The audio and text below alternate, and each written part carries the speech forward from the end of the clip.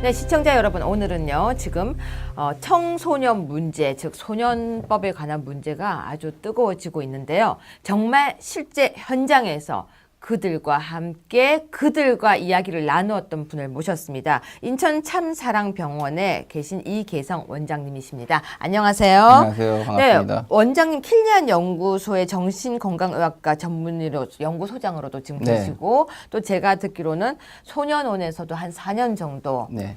그 아이들 상담 아이들을 그러니까 많이 하고 임상을 하고 계시는 네. 거고, 한 몇 명 정도 아이들을 보통 상담을 하셨습니까? 그러니까 저희가 처음 소년원 들어갔을 때 그때 한 20%가 아이들이 정신과 약을 먹거나 정신과 문제를 갖고 있거나 네. 그런데 지금 한 40%까지 늘어서요. 지금 전체로는 한 60명에서 80명 정도가 상담하고 약을 먹고 있습니다. 소년원 안에서. 근데 그러면 우리가 흔히 말하는 우울증이라고 보면 되나요? 그러니까 이제 그 상담을 해보면 우리가 이제 처음에는 역시 분노 조절 장애 애들이 제일 많아요. 선생님 제가 말보다 주먹이 먼저 나가서요. 자기도 알아요? 네. 그러면 말보다 본인이 그걸 알고 본인도 그걸 고치고 하나요? 네, 고치고 싶어 하더라고요. 제가 깜짝 놀랐는데 제가 말보다 주먹이 먼저 나가서 힘들어요라고 선생님 어떻게 방법이 없나요? 라고 상담을 온 거예요. 그럼 본인도 내가 그걸 한다는 게 싫은 거네요. 네. 근데 이제 어떤 아이들은 분노가 이렇게 빡친다고 그러잖아요. 빡치면 기억을 잃어버리거나 의식을 못 하거나 이제 깨보면 상황이 정리되어 있거나 묶여 있거나 누굴 때리고 있거나. 그 정도까지요? 네. 그 아이들이 보통 평균 연령은 몇 살 정도인가요? 근데 이제 소년원에 있는 아이들이 이제 14세부터 19세 성인 되기 전까지 아이들이 다 네, 있어요. 근데 이제 상담해본 그 아까 말했던 전반적으로 그런 다 네, 분포가 다 있습니다. 네, 그런데 지금 그 소년범들을 상담을 하고 이렇게 해오셨는데 정말 얘는 정말 그렇게 안 할 거야 라고 생각했는데 진짜 심각한 범죄를 저진 경우도 있나요? 예를 들면 얘는 범죄를 저지를 것 같아 라고 생각했는데 저지른 경우가 있는 경우도 많잖아요. 근데 얘는 진짜 그를 분노 조절 장애가 정말 극도에 달해서 그랬던 그러니까 경우가. 이제 또 이제 애들이 감정 기복이 굉장히 심하고 감정 조절이 잘 안 되는 애들이 되게 많거든요. 그리고 또 그런 아이들일수록 어린 나이부터 폭력에 노출되었거나 아니면 음주를 일찍 시작했거나 이런 공통점들이 좀 있습니다. 근데 이제 이 아이들이 잘 놀다가도 아주 사소한 것에 이게 빡친다고 표현을 하는데 이게 분노 조절이 안 되고 이제 주먹이 나가고 이러니까 잘 지내가도 이제 큰 싸움으로 번지는 상황들이 벌어지죠. 이제 되게 그런 경우는 굉장히 우발적으로 이제 생기는 경우들이 많습니다. 제가 본 사례인데 이제 저도 네. 아무래도 소년범들을 많이 저도 접했었는데 제가 본 사례인데요. 16살짜리 남학생인데 이 남학생은 여자친구가 15살이에요. 그러니까 둘이서 이제 연인 사이처럼 지내고 있었어요. 네. 남자가 여자애를 되게 좋아하고 이뻐했는데 어느 날 여자애가 여기가 피투성이가 돼서 병원에 응급실에 실려온 거예요. 이유가 뭐냐면 둘이서 앉아서 진짜 너무나 단순하게 정말 떡볶이를 그러니까요. 먹고 있었던 거예요. 네. 마지막 남은 떡볶이 하나를 여자애가 먹어버린 거예요. 이거 말도 안 되는 네, 정말 네. 우리가 봤을 때는 이거는 말도 안 되는 네. 상황인데 떡볶이를 여자애가 먹으니까 남자애가 우리가 흔히 하듯이 네가 다 먹냐? 하니까 여자애가 또 반쪽을 주면서 먹어 하니까 남자애가 거기서 화가 났다는 거예요. 네. 반을 주면 우리는 그냥 그냥 먹거나 안 먹거나 하면 되는데 반을 준 게 자기를 놀리는 것 같았대요. 네. 그 순간에 그 여자의 머리를 잡고 여자애가 머리를 묶고 있었는데 바닥을 그냥 친 거예요. 이제 그 아이들이 제가 면담을 해보면서 느낀 게 자기가 화가 나고 있다는 사실을 인지하지 못하는 경우들이 그냥 대부분 쭉 올라가는 그냥 거죠. 바로 올라가 버려서 이제 행동화가 돼버리는 경우들이 되게 많고요. 그다음에 이제 이 분노의 감정이 굉장히 무서운 것이 한번 이제 이 분노의 감정이 휩싸여 버리면 이성적인 능력이 마비돼 버리거든요. 근데 그렇게 하다가 또 몇 분 뒤에 돌아오지 않아요? 그러니까 이제 그 이성적인 마비가 된 상황에서는 이제 가장 특징적인 게 뒷일을 생각을 안 하는 거예요. 이후에 어떤 일들이 벌어질지에 대한 전혀 생각이 없어요. 그러니까는 굉장히 극단적으로 행동하게 되는 경우들이 많습니다. 물론 이제 시간이 지나면 다시 돌아오죠. 돌아와서는 네. 반성하나요? 이제 그거는 이제 사람마다 좀 다른데 만약에 그때 반성을 안 하고 죄책감을 못 느끼고 네. 후회를 안 하면 이 반사회성이 굉장히 강한 아이들이고요. 그러니까 우리가 흔히 말하는 이제 사이코패스라고 사이코패스 표현을 하는데 비슷한 거고 네. 그래도 내가 본인도 불편하고 힘든 아이들이 사실은 반사회성을 가진 아이들보다 훨씬 더 많습니다. 그러면 이런 분노 조절 저는 사이코패스라는 용어를 범죄에 사용하는 걸 사실 별로 좋아하지 않아요. 제가 생각할 때 사이코패스는 의학적 용어거든요. 의학적 용어인데 범죄에 그걸 사용하게 되면 그럼 이 사람이 환자냐라는 부분을 고민을 해야 되거든요. 그렇죠. 네. 근데 우리는 그 사람도 똑같이 처벌하거든요. 네. 그러면 사이코패스로 됐을 경우는 환자니까 그러면 감경을 해야 되느냐 아니면 아니 그거는 아니죠. 병원으로 들어가야 되냐 그 부분이 연구가 아직 다 안 돼 있어요. 우리는 아직 연구가 안 돼 있어요. 말로는 사이코패스라고 하면서 처벌은 그대로 진행되는데 그러면 그 사이코패스라고 생각했던 사람이 출소를 하면 그 다음은 똑같이 환자라는 얘기예요. 그러니까 그거는 이제 인격 장애는 정신질환 환자로 지금 보지는 않고요. 감경의 대상은 아니라고 그렇죠. 생각이 들고요. 아니에요. 책임 능력은 네. 분명히 있고요. 네.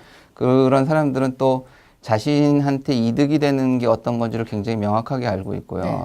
이제 소년원에서도 이제 제가 이제 판사님들한테 말씀드릴 때 같은 사이코패스라도 예를 들면 제가 봤던 한 아이는 어려서부터 계속 엄마, 아버지의 음주 문제와 가정폭력에 시달리고 결국 그런 문제 때문에 엄마가 자살을 하고 여동생도 뭐 이제 쫓겨나고 막 나가고 그다음에 결국은 자기가 보육원에 가게 되고 거기서도 또 선배들로부터 네. 맞고 술 일찍 먹고 그러면서 이제 그 굉장히 소년원에 아주 그 재범률 제로에 도전하셨던 훌륭한 선생님이 계시거든요. 네. 그분을 이제 의자로 내려 찍어서 제가 상담을 했는데 이제 그런 경우도 있고요. 한 경우는 뭐 성경 필사하고 프로그램도 정말 잘하고 잘 지내고 거기서 하는 여러 가지 뭐 바리스타나 뭐 마술 뭐 이런 프로그램들 열심히 하면서 점수 이렇게 쌓아가는 애들이 있어요. 근데 이제 후자 애들은요, 성매매, 그다음에 착취, 뭐 포주 역할을 했던 애예요. 애들이 포주를 네. 했어요. 네. 그러니까 이 후자 쪽은 굉장히 영리한 아이죠. 다른 아이들을 이용해서 자신이 이득을 취하고 그리고 본인이 이 상황에서 어떻게 잘 해나가야 될지를 잘 아는 경우인 거예요. 그러니까 사실은 저는 사회적으로 볼 때 전자의 경우는 우리가 훨씬 끼어안고 보듬어주고 치료하고 좀 더 안전한 곳이라는 것을 느낄 수 있도록 도와주는 게 굉장히 중요하고 그런 반사회성이 높은 죄책감 없고 착취하고 이런 사람들은 우리가 널 지켜보고 있다라는 느낌을 주는 게 굉장히 중요하거든요. 그런데 이제 지금 이 소년법이 갖고 있는 여러 가지 좋은 점들이 굉장히 많은데 사실 자원이 굉장히 많이 부족해요.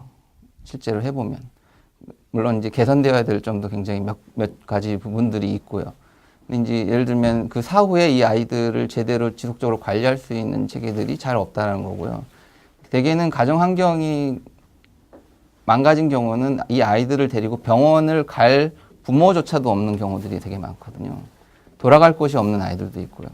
뭐 예스센터나 경기도 청소년 자립센터 뭐 이런 데로 보내는데 거기서 적응 못하고 또 나가고 보호관찰 제대로 안 받고 뭐 이런 부분도 있고 또 보호관찰 분들 인력이 굉장히 많이 부족하고 소년에도 1대 300. 네, 굉장히 아니 1대 130. 네, 1대 그러니까 130. 하여튼 전 세계 최고예요. 네. 독일이 1대 7. 네. 근데 우리나라가 1대 130이에요. 사실 이제 경찰 인력도 늘려야 되지만 사실 앞으로 보호관찰관 분들의 전문성과 인력을 확충하는 게 굉장히 어쨌든 이런 부분에 안전한 사회로 가는데 굉장히 중요하다라는 생각은 많이 듭니다. 맞아요. 그리고 네. 아이들이 투표권이 없잖아요. 네. 그러니까는 그런 자원들 투입이 굉장히 조금 부족해요. 그래서 관심도가 떨어지죠. 네, 관심도가 떨어지니까 소년원 시설 자체도 굉장히 열악하고 전 제주도에 가봤는데 네. 거기도 아직까지 네, 옛날 시설. 서울 소년원 이번 이 여름에 이 더운 날씨에 250명 아이들이 과밀화돼 있었거든요. 근데 거기서 큰 사고 없이 이 여름을 넘겼다라는 게 정말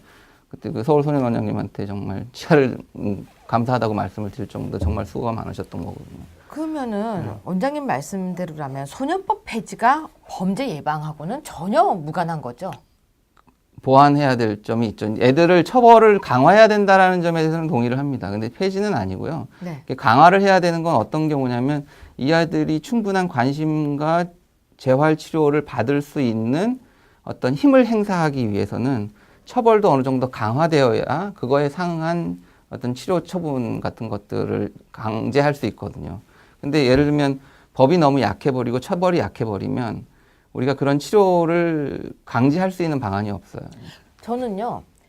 지금 우리 법이 약하다 문제보다는 우리 법의 실현이 약해요. 그렇죠. 그리고 이제 그러니까 양형이 더 약해져 버렸어요. 지금 법 자체가 약하진 않아요. 그렇죠. 양형이 제 말씀이 이제 네, 법, 그쵸. 양형이 약하다는 말씀인 그 거죠. 말씀하시는 네, 거예요. 네. 너무 봐주고 있다는 네, 거죠. 그러니까 그리고 실질적으로. 이제 성인의 경우에 네. 음주로 인해서 여러 가지 범죄를 일으켰을 때 3년 미만의 범죄의 경우에는 치료라는 것들을 아예 내릴 수가 없는 거예요. 네. 초기에는 되게 이제 벌금이나 이런 아주 사사로운 이게 약한 처분만 하다가 결국 병이 점점 심각해져서 훨씬 더 심각한 알코올 관련 범죄로 진행되게끔 만들어져 있는 상황이거든요. 그러니까 지금 현재 법 체계가 그걸 예방할 수 있는 방법이 없는데 소년법도 이제 그런 부분이 좀 있는 거죠. 이제 그러니까 초기에 빠져나가 버린다는 거죠. 초기에 훨씬 더 적극적으로 이 아이들이 나빠지고 악화되고 재범 문제가 심각해질 수 있는 걸 막을 수 있는 체제가 훨씬 더 보완되어야 한다는 부분이 있는 거예요. 저도 그건 공감하고. 그런 면에서는 여러 가지 재원과 인력과 이런 부분들이 훨씬 더 많이 그 영역에 투여해야 되는 부분이 있죠. 근데 말씀하신 것처럼 이 부분이 재원 투입도 잘 안 되고 있고요. 네. 오히려 복지라고 하면서 다른 부분은 이게 돈이 투입이 되는데 소년범에 대한 예산 투입이 참 인색해요. 투표권이 없잖아요. 그러니까 그 말씀하셔서 제가 갑자기 딱 이런 생각이 들었어요. 네. 그 생각을 못 했었어요. 왜 그럴까? 밥값도 없어요. 맞아요. 네, 소년원의 밥값이 부족해서 그 지원을 받아서 아이들한테 풍족하게 먹이려고 애쓰시고 계시거든요. 맞아요. 그건 제가 많이 들었었는데 네. 그래서 소년범에 대한 문제를 얘기할 때는 사실 그 밑바닥부터 시작을 해야 그렇죠. 돼요. 네. 예산이라든지 아니면 실제 커리큘럼 그리고 보호관찰 제도. 그것뿐만 아니라 사실 이제 이 아이들의 생존을 위협하는 게 가정폭력이거든요. 네.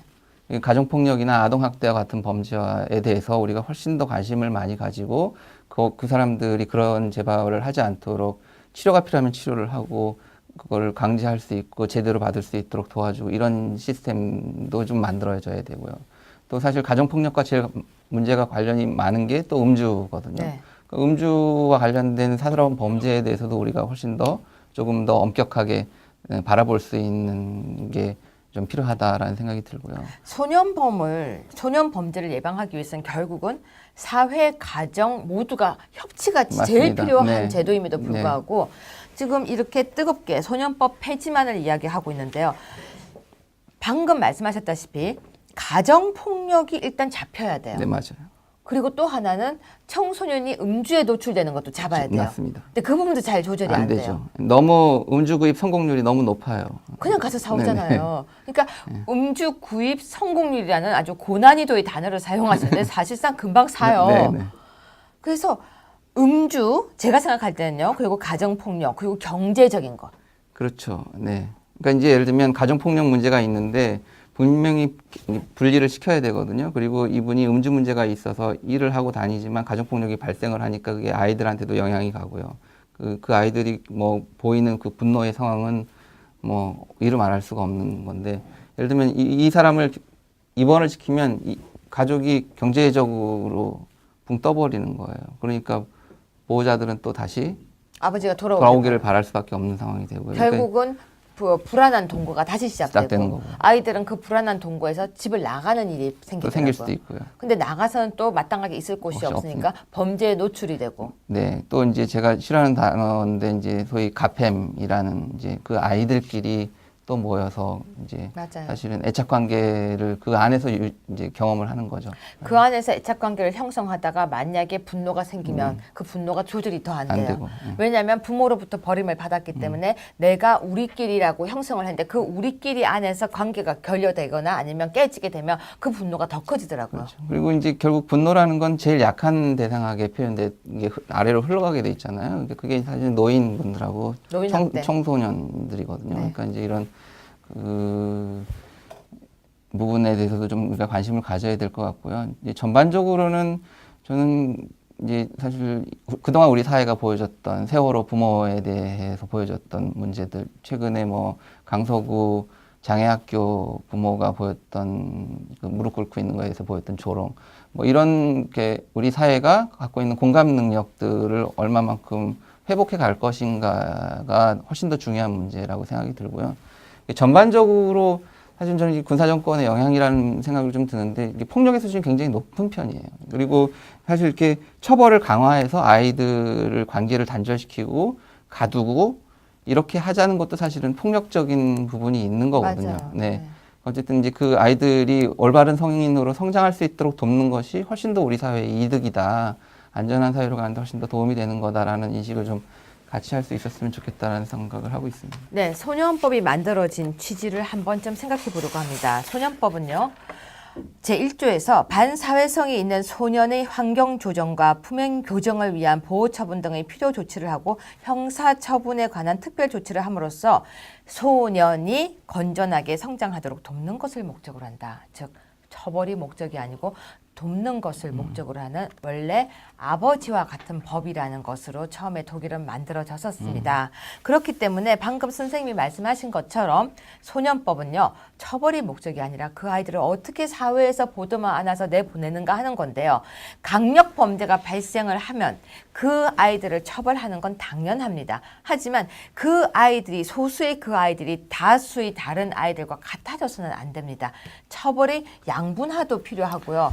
거기에 대한 고민도 필요한 것 그렇죠. 같습니다. 이제 그 강력한 폭력 범죄를 한 아이일수록 또 그 이면에는 그 아이들이 폭력의 피해자였을 가능성도 굉장히 많거든요. 그러니까 그런 부분까지 좀 우리가 보듬을 수 있어야 된다는 생각이 듭니다. 지금 현장에서 계셨던 임상을 하고 계시는 이계성 원장님 말씀을 들어보니까 여러분 어떠십니까?